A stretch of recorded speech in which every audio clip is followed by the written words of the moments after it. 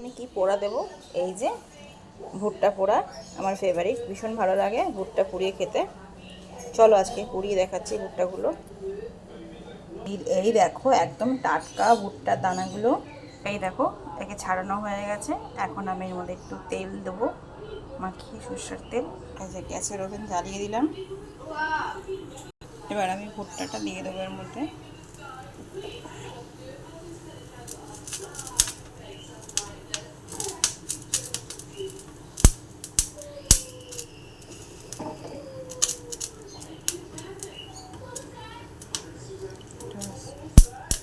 গ্যাসের ফ্লেমটা একটু লোতে দেবো।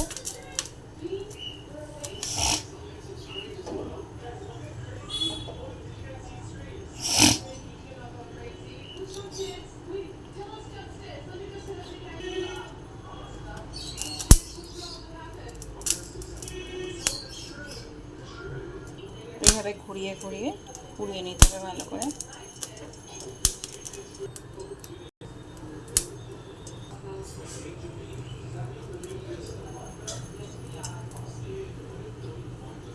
চারিদিকটা ভালো করে পুড়িয়ে নিতে হবে।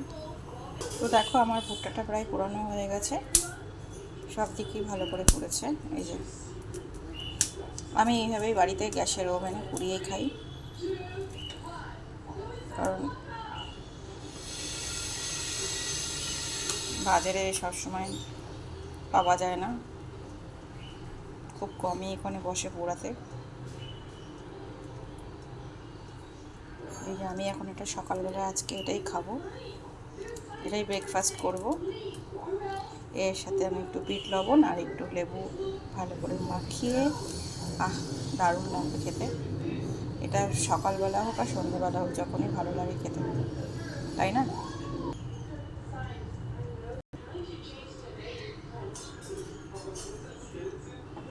সব দিকটাই বেশ ভালো করে পোড়ানো হয়ে গেছে। এখন আমি ব্ল্যাক সল্ট দিয়ে, তো এখন আমি লেবু কেটে নেব একটা।